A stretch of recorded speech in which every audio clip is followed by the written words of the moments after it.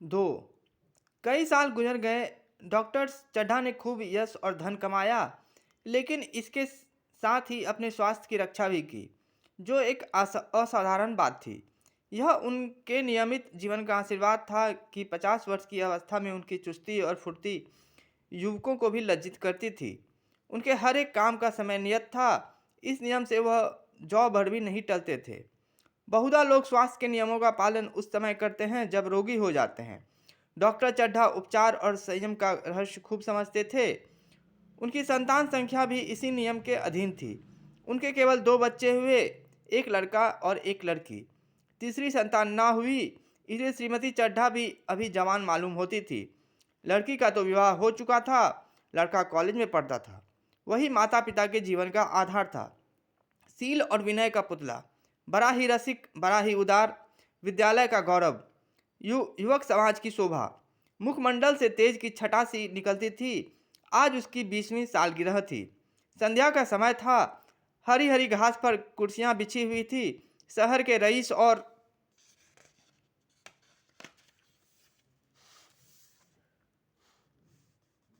हुक्काम एक तरफ, कॉलेज के छात्र दूसरी तरफ बैठे भोजन कर रहे थे।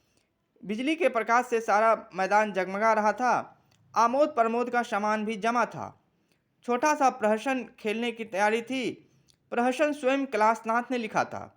वही मुख्य एक्टर भी था। इस समय वह एक रेशमी कमीज पहने, नंगे सर नंगे पांव इधर से उधर मित्रों की अवभगत में लगा हुआ था। कोई पुकारता, कैलाश जरा इधर आना। कोई उधर से बुलाता, कैलाश क्या उधर ही रहोगे। सभी उसे छेड़ते थे, चुहलें करते थे। बेचारे को जरा दम मारने का अवकाश ना मिलता था। सहसा एक रमणी ने उसके पास आकर कहा, क्यों कैलाश, तुम्हारे सांप कहाँ है?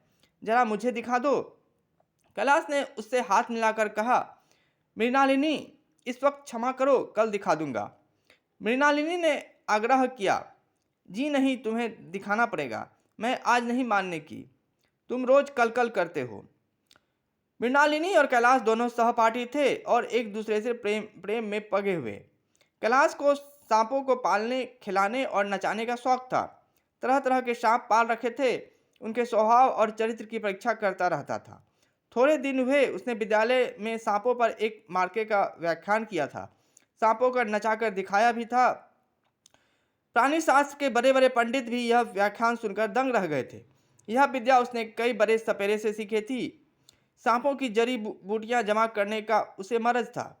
इतना पता भर मिल जाए कि किसी व्यक्ति के पास कोई अच्छी जड़ी है, फिर उसे चैन ना आता था, उसे लेकर ही छोड़ता था। यही व्यसन था। इस पर हजारों रुपये फूंक चुका था।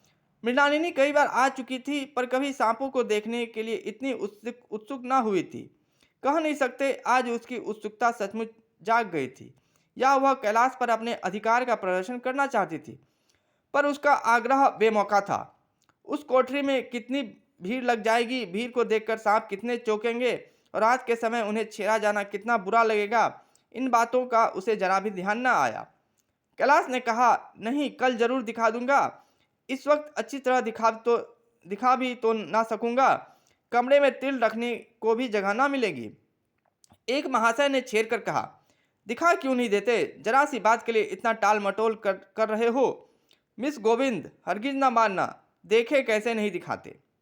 दूसरे महाशय ने और चिढ़ाया, मिस गोविंद इतनी सीधी और भोली है, तभी आप इतना मिजाज करते हैं।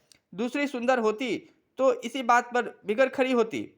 तीसरे साहब ने मजाक उड़ाया, अजीब बोलना छोड़ देती, भला कोई बात है? इस पर आपका दावा है कि मृणालिनी के लिए जान हाजिर है। मृणालिनी ने देखा कि ये सौदे उसे रंग पर चढ़ा रहे हैं, तो बोली, आप लोग मेरी वकालत ना करें, मैं खुद अपनी वकालत कर लूंगी। मैं इस वक्त सांपों का तमाशा नहीं देखना चाहती, चलो छुट्टी हुई। इस पर मित्रों ने ठट्ठा लगाया। एक साहब बोले, देखना तो आप सब कुछ चाहें, पर कोई दिखाएं भी तो। कैलाश को मृणालिनी की झेपी हुई सूरत देखकर मालूम हुआ कि इस वक्त उसका इनकार वास्तव में उसे बुरा लगा है। जो ही प्रीतिभोज समाप्त हुआ और गाना शुरू हुआ, उसने मृणालिनी और अन्य मित्रों को सांपों के दरबे के सामने ले जाकर महुआर बजाना शुरू किया। फिर एक एक खाना खोलकर एक एक सांप को निकालने लगा। वाह वाह, क्या कमाल था! ऐसा जान पड़ता था कि वे कीड़े उसकी एक एक बात, उसके एक एक मन का एक एक भाव समझते हैं। किसी को उठा लिया, किसी को गर्दन में डाल लिया, किसी को हाथ में लपेट लपेट लिया।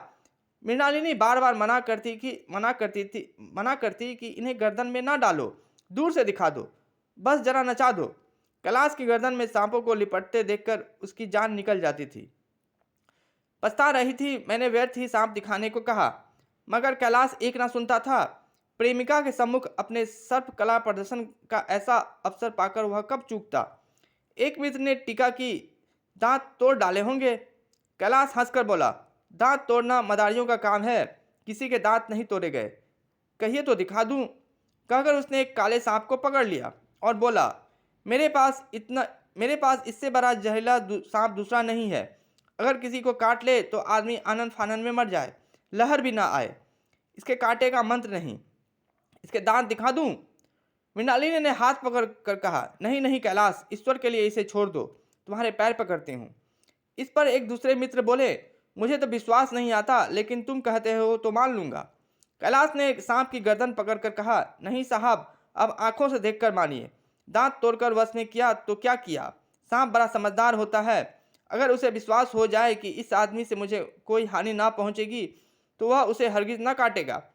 मृणालिनी ने जब देखा कि कैलाश पर इस वक्त भूत सवार है तो उसने यह तमाशा न करने के विचार से कहा, अच्छा भाई, अब यहाँ से चलो, देखो गाना शुरू हो गया है, आज मैं भी कोई चीज़ सुनाऊंगी। यह कहते हुए उसने कैलाश का कंधा पकड़कर चलने का इशारा किया और कमरे से निकल गई। मगर कैलाश विरोधियों का शंका समाधान करके ही दम लेना चाहता था। उसने सांप की गर्दन पकड़कर जोर से दबाई, इतनी जोर से दबाई कि उसका मुंह लाल हो गया, देह की सारी नसें तन गईं। सांप ने अब तक उसके हाथों ऐसा व्यवहार ना देखा था। उसकी समझ में ना आता था कि यह मुझसे क्या चाहते हैं। उसे शायद भ्रम हुआ कि मुझे मार डालना चाहते हैं, अतएव वह आत्मरक्षा के लिए तैयार हो गया। कैलाश ने उसकी गर्दन खूब दबाकर मुंह खोल दिया और उसके जहरीले दांत दिखाते हुए बोला, जिन सज्जनों को शक हो आकर देख ले। आया विश्वास या अब अभी कुछ शक है।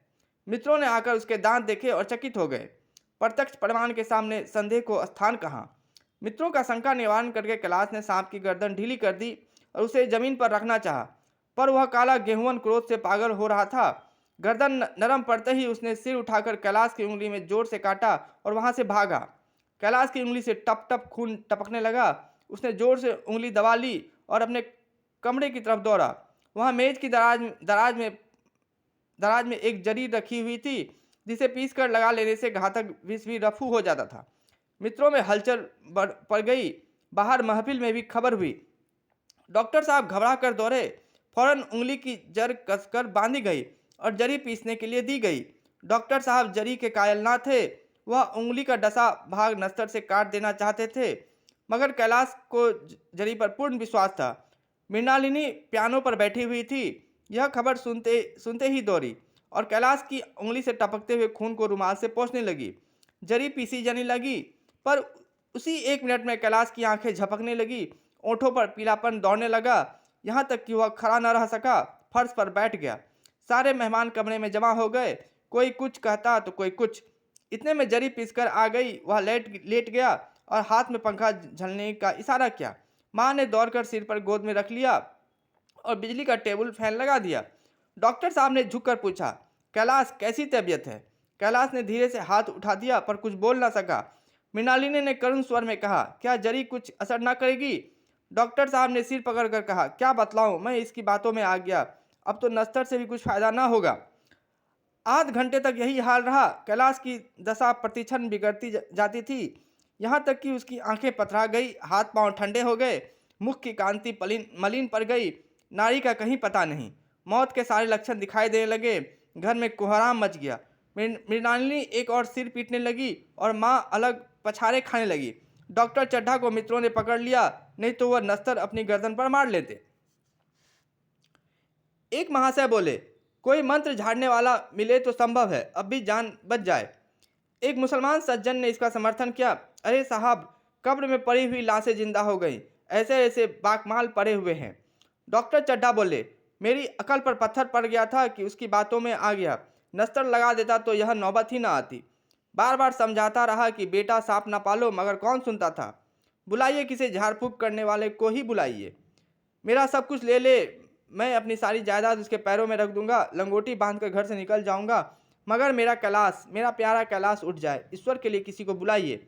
एक महाशय का किसी झाड़ने वाले से परिचय था। वह दौड़कर उसे बुला लाए, मगर कैलाश की सूरत देखकर उसे मंत्र चलाने की हिम्मत न पड़ी। बोला, अब क्या हो सकता है सरकार, जो कुछ होना था हो चुका। अरे मूर्ख, यह क्यों नहीं कहता कि जो कुछ ना होना था हो चुका। जो कुछ होना था वह कहाँ हुआ। माँ बाप ने बेटे का चेहरा कहाँ देखा। मृणालिनी का कामना तरु क्या पल्लव और पुष्प से रंजित हो उठा। मन मन के स्वर्ण स्वप्न जिनसे जीवन अनंता स्रोत बना हुआ था, क्या पूरे हो गए। जीवन के मृत्युमय तारिका मंडित सागर में आमोद की बहार लूटते हुए क्या उनकी नौका जलमग्न नहीं हो गई। जो ना होना था वह हो गया।